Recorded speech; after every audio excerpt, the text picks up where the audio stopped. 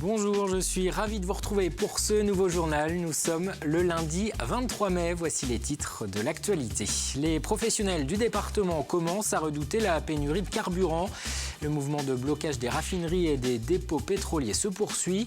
Conséquence, le ravitaillement des stations-service reste compliqué. Dans les entreprises de transport routier, on essaie donc de faire face, vous le verrez. Rassurer les consommateurs, c'est l'objectif des rencontres Made in Viande qui se déroulent en ce moment un peu partout en France. Éleveurs, bouchers et abattoirs organisent des journées portes ouvertes pour mieux faire connaître leur métier. Une opération transparence. Et puis près de 5000 fadas étaient réunis ce week-end à Saint-Jean-de-Mont pour la 2e édition d'une course déjantée. Les participants ont dû boucler un parcours de 12 km semé d'obstacles ou de passages dans la boue. Le tout en essayant de garder le sourire. C'est donc une nouvelle semaine compliquée qui s'annonce dans les stations-service du département. Le mouvement contre la loi travail se poursuit. Ce lundi, 6 raffineries sur 8 étaient partiellement ou totalement bloquées en France. La plupart des dépôts pétroliers comme celui de La Rochelle restent ouverts, mais c'est l'affluence. Les camions de livraison se font donc attendre dans les stations-service et dans celles encore ouvertes. Il faut faire preuve de patience avant de se servir, mais les automobilistes vendéens comprennent globalement le mouvement. Écoutez. Écoutez, si on ne peut plus faire la grève, si on ne peut plus rien faire en France, c'est pas la peine d'être français, comme on dit. Non, c'est très bien, ils ont le droit. Et qu'ils en continuent comme ça, on est trop bridés de partout. Je disais que ça bloquait quand même l'économie de tout l'Ouest, là, si on court les gasoils pour venir travailler, donc c'est un peu compliqué. Mais bon, si c'est pour être mieux après dans le travail, donc pourquoi pas. Si ça peut donner un coup de boost pour changer les choses, faut être solidaire aussi, mais faut pas que ça embête tout le monde, quoi. On va essayer de faire avec, quoi. Et puis j'espère qu'il y aura suffisamment de gasoil pour les services d'urgence. Ça m'inquiète si ça devait durer. J'ai bien peur qu'on n'ait plus du tout d'essence à disposition. Donc là, par contre, ça serait beaucoup plus grave. Ça empêcherait les gens de réellement travailler. Et là, il y aurait atteinte à la liberté individuelle. Et du côté des entreprises, on commence justement à s'inquiéter. Il faut optimiser au maximum les déplacements pour économiser le carburant, tout en répondant aux clients les plus pressés. Exemple chez un transporteur routier de Vendrennes, Pierre Dalicieux. Il faut qu'on vous appelle à chaque fois, 2 fois par jour. Depuis ce lundi matin, la dirigeante de cette société de transport tente de trouver du carburant. Et à chaque fois, ce sont les mêmes réponses. Merci. Au revoir. Verdict, rien pour demain chez ce fournisseur-là. Et pour mercredi, point d'interrogation, mais très peu de chance. Si cette situation continue, mercredi, ces réserves seront vides. Un problème d'autant plus important qu'une grande partie des livraisons effectuées par cette société sont des livraisons de nourriture pour bétail. Pas de carburant veut dire pas de nourriture pour les animaux. Pas de nourriture pour les animaux, ça veut dire mortalité des animaux. Donc il faut qu'on se débrouille par tous les moyens possibles pour maintenir notre stock de carburant et pour maintenir la situation carburant. C'est carrément de l'urgence et c'est de l'urgence vitale. Une urgence entendue par les services de l'État, car depuis ce matin, sur l'ensemble de la flotte de cette société, tous les camions destinés à la livraison de nourriture pour animaux figurent sur la liste des véhicules prioritaires dans les 16 stations-service réquisitionnées par la préfecture sur le département. Donc si dans une station vous avez une difficulté, vous vous présentez avec ce document-là. Ils ont reçu tous la consigne par le préfet. Les chauffeurs devront se déplacer vers ces stations concernées, rallongeant considérablement les délais de livraison. Ce sont même eux qui devront avancer les pleins. Dans ces véhicules dépassant quand même les 400 litres. Vous faites le plein, vous nous appelez aussitôt pour qu'on vous rembourse, on vous fait aussitôt le virement. Il n'y a pas d'autre solution. Si on veut sécuriser ici notre volume pour pouvoir maintenir les approvisionnements, c'est le seul moyen puisqu'on ne peut pas avoir des comptes ouverts par l'entreprise sur toutes les stations qui ont été réquisitionnées. Donc ça aussi, c'est un problème aussi pour eux. La situation est la même chez la plupart des transporteurs vendéens. Si tous ou presque ont des réserves de carburant, celles-ci diminuent d'heure en heure avec des réapprovisionnements de plus en plus difficiles à trouver. Et face à cette situation, la solidarité s'organise. Sur Internet, les propositions de covoiturage se multiplient. Des cartes interactives des stations-service ont également été créées. C'est le cas par exemple de l'application lancée par le site internet monessence.fr, dont l'adresse s'affiche en bas de votre écran. Le scandale de la viande de cheval, les vidéos d'animaux maltraités dans certains abattoirs, autant d'affaires qui ont écorné l'image de la filière viande. Alors pour la deuxième année, une opération transparence est menée un peu partout en France. Ainsi jusqu'à mercredi en Vendée, 11 exploitations, abattoirs ou boucheries ouvrent leurs portes au public. Objectif, informer et rassurer les consommateurs alors que les Français mangent de moins en moins de viande. Exemple chez un éleveur de La Roche-sur-Yon, Élodie Pépin. Ici, c'est du maïs en silage. De l'alimentation aux soins, en passant par la reproduction de ces vaches, Guy-François Trichet joue la carte de la transparence. Aujourd'hui, cet éleveur de bovins viande fait visiter l'exploitation familiale aux visiteurs de passage. On regarde vite fait les petits mâles. Une opération qui se déroule dans un contexte particulier, après les révélations d'une association sur les mauvais traitements que subissent les animaux dans certains établissements. Il y a des discours très négatifs, des images montrées par le 214, etc. À un moment donné, il faut donner une lecture aux gens parce que s'ils ne voient que ça, ils vont vraiment croire qu'il y a une généralité dans des mauvaises pratiques. Car l'objectif premier de cette opération Made in Viande est de regagner le cœur des consommateurs pour les convaincre de continuer à acheter. Car en plus des derniers scandales, les éleveurs de viande connaissent une crise. Et si le père de Guy-François Trichet a accepté d'ouvrir les portes de son exploitation, c'est aussi pour alerter le public. Aujourd'hui, un jeune qui s'installe, il ne peut pas s'installer seul parce qu'il voit l'échec. Parce qu'économiquement, ça ne passe pas. Voilà pourquoi je suis en train d'essayer de dire aux gens qui viennent, écoutez, croyez en nous, on ne fait pas n'importe quoi, et puis voilà. Un discours auquel sont sensibles les visiteurs du jour. Dès qu'on peut manger local, on le fait. Après, c'est en fonction aussi du budget de chacun. Moi, je préfère acheter moins de viande et puis payer un petit peu plus cher parce que je le peux. Bon, je conçois que tout le monde ne puisse pas non plus, mais je préfère en manger une meilleure quand c'est possible. Au total, près de 850 entreprises de la filière viande participent à cette opération séduction au niveau national qui se tient jusqu'au 25 mai. C'est un chiffre alarmant. L'été dernier, 4 personnes sont mortes noyées chaque jour en France. Selon l'Institut de veille sanitaire, 1219 noyades ont été recensées entre le 1er juin et le 31 août 2015. Alors pour tenter cette année de faire baisser ces statistiques, une semaine nationale de prévention de la noyade a débuté ce lundi. Le pays de Pouzauges a décidé de s'y associer. Des clips ont ainsi été tournés ces dernières semaines. Des vidéos qui seront diffusées cette semaine. Reportage Sandrine Pelletier. Je suis trop petite pour vous laisser toute seule dans le bar. Oui. Il peut m'arriver n'importe quoi. Tourné avec des comédiens amateurs qui n'ont pas l'habitude de jouer la comédie, le pari était risqué. C'est pourtant le défi relevé par le centre aquatique du pays de Pouzauges. Depuis 4 ans, le syndicat des maîtres nageurs sauveteurs organise une semaine de prévention de la noyade. Après avoir proposé une sensibilisation au sauvetage et une initiation aux premiers secours, le centre aquatique a décidé cette année de taper fort. On a eu l'idée de faire des spots publicitaires pour essayer d'attirer l'attention sur les risques de la noyade, tout en ayant un esprit ludique, pas forcément que ça soit trop rigide au niveau du message. Alors, pour se donner les moyens de leurs ambitions, ils ont fait appel à une société de production.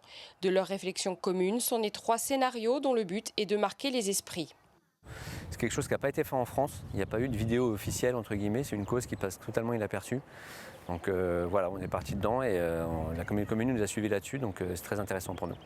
Une journée entière de tournage afin de sensibiliser au risque de la noyade. Le danger est présent et l'accident peut souvent être évité. Alors pour faire passer le message, une large diffusion des 3 clips est envisagée. Les cinémas, ça peut être le meilleur moyen. C'est pour ça qu'au niveau du prestataire, on lui a demandé, la première chose, c'est un format cinéma. Et on espère que beaucoup de cinémas, nous, on va les contacter déjà, ceux des alentours. Et puis après, ceux qui sont un peu plus loin, on espère qu'eux vont nous contacter pour avoir cet effet boule de neige et toucher un maximum de personnes. Les cinémas bien sûr, mais aussi les établissements scolaires et pourquoi pas un libre accès sur Internet pour sensibiliser le plus grand nombre. La diffusion des clips est prévue dès le 23 mai.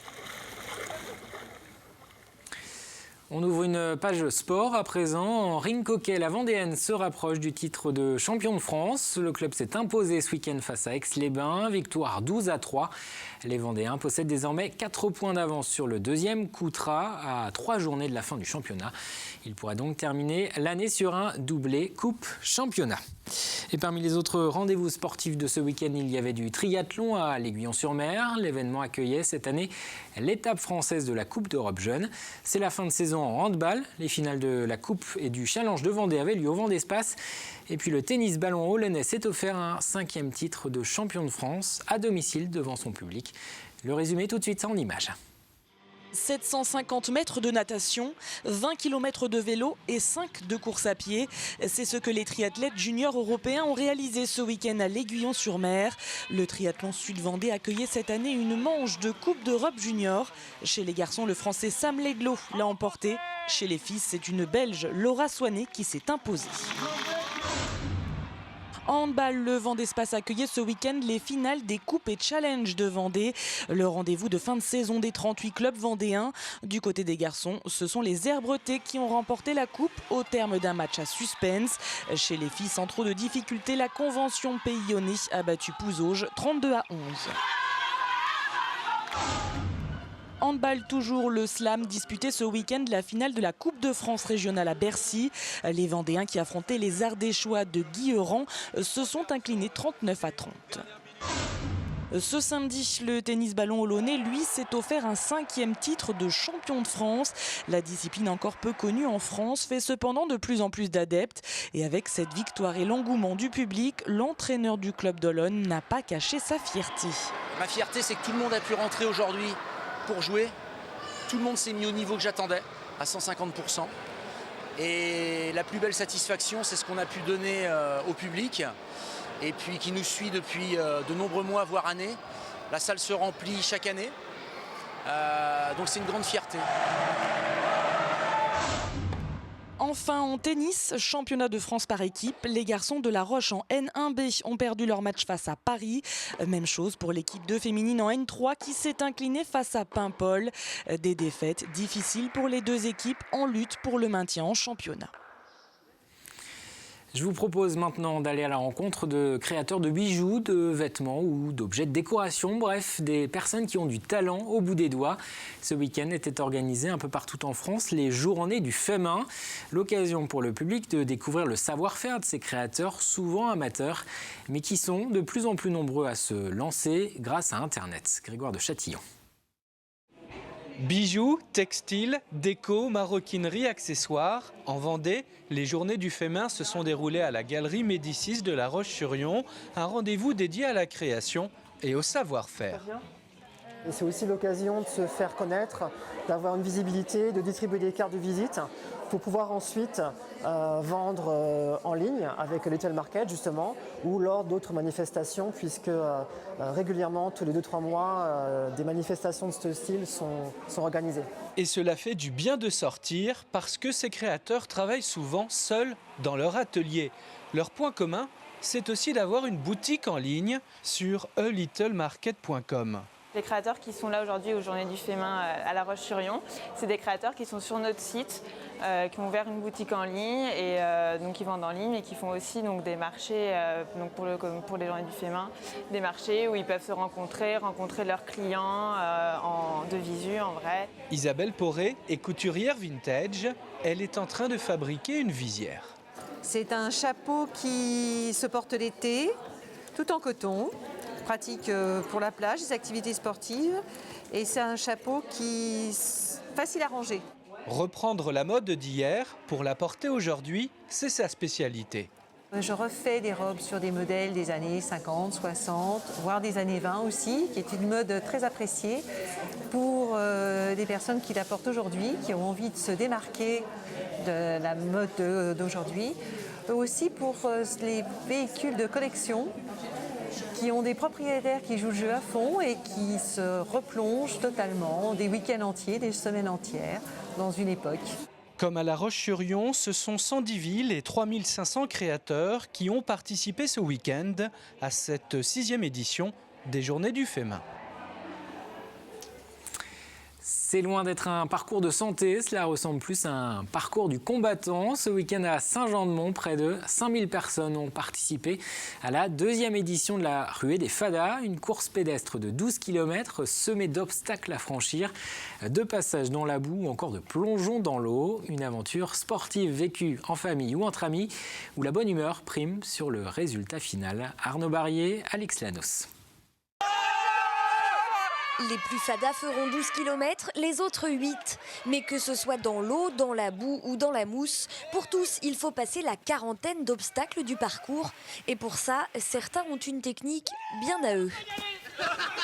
L'idée, c'est de le faire en volant pendant toute la longueur du truc, ce sera plus facile. On prend pas tous les exercices dans le bon sens, mais au final, on y arrive quand même. Allez ! Schtroumpfs, mignons, super-héros, ils sont près de 5000 fadas, seuls ou en équipe à s'être lancé ce défi hors norme, dans le lot des sportifs, mais pas que. C'est un petit peu monsieur et madame tout le monde qui veulent se tester physiquement et vivre leur Koh-Lanta à eux en fait sur une journée. La moyenne d'âge elle est à 32 ans et on a la parité homme-femme, on a vraiment 50-50. Ici, un seul mot d'ordre, le plaisir. Alors même quand ça se complique un peu, on garde le sourire. Ah, j'ai perdu la chaussure, je vais pas réussir à la mettre, je pense. C'est le premier obstacle, on n'est pas rendu à 12 km. Oh, c'est sympa mais l'eau est fraîche un peu. Ouais, mais c'est super. On est très contents, on en chie un peu mais on est contents. Ça se trouve toujours. Ils ont franchi le mur d'escalade, le filet mignon ou encore le sauve-qui-pneus. Et ça y est, les premiers bouclent le parcours en un peu plus de 2 heures. 2h20, pas mal. On est super fiers de nous. Super fiers. Génial. Une simplicité extrême cette année. Il manque 10 bornes au moins. Bien reposant, ouais. Contrat rempli pour la 2e édition de la Ruée des Fadas à Saint-Jean-de-Mont. D'autres courses auront lieu d'ici la fin de l'année un peu partout en France. Alors pour les retardataires, rendez-vous le 4 juin prochain à Latte, dans le Languedoc-Roussillon. Allez, comme chaque lundi, on jette un coup d'œil aux principaux rendez-vous des prochains jours dans l'agenda de cette semaine. D'abord, jeudi, nouvelle journée de mobilisation contre la loi travail. Ce sera la 9e journée d'action contre le texte porté par Myriam El Khomri. Les syndicats appellent à manifester. Des perturbations sont aussi à prévoir à la SNCF. Vendredi, ne soyez pas surpris si l'on vient à frapper à votre porte. C'est la fête des voisins. Elle se déroule désormais dans toute l'Europe et ses organisateurs revendiquent 8 millions de participants en France. En Vendée, certaines communes organisent ou soutiennent les initiatives des habitants. C'est le cas par exemple du château d'Olonne, de Luçon, encore de la Couture, pour ne citer qu'elle. De l'autre côté de l'Atlantique, on se prépare pour la New York Vendée-les-Sables. Vendredi d'abord, les skippers participeront à une course caritative, la Currency House Charity Race, avant le véritable départ de la Transat qui sera donné dimanche à 17h, heure française. Ils seront finalement 14 skippers à y participer après 3 désistements. Cette course New York Vendée-les-Sables s'inscrit dans le circuit IMOCA et doit servir de préparation pour le Vendée Globe. Dimanche, ce sera le centenaire de la bataille de Verdun. Entre février et décembre 1916, plus de 300 000 hommes sont morts, dont 1500 Vendéens. Une cérémonie en présence de François Hollande et d'Angela Merkel aura lieu dans la Meuse. Des commémorations sont aussi programmées ce week-end dans plusieurs communes de notre département. Enfin, toujours dimanche, ce sera une journée particulière pour toutes les mamans. C'est la fête des mères. Un événement à ne pas oublier, un conseil valable pour les petits comme pour les grands. Avant de refermer ce journal, un mot de la météo. La journée de ce mardi sera plutôt agréable, avec de belles apparitions du soleil, parfois cachées par quelques nuages. Les températures seront en hausse, 7 à 11 degrés dans la matinée. Il fera 19 à 21 dans l'après-midi. Le détail des prévisions, c'est dans un instant. C'est la fin de cette édition. Merci de l'avoir suivi. J'aurai le plaisir de vous retrouver demain pour un nouveau journal.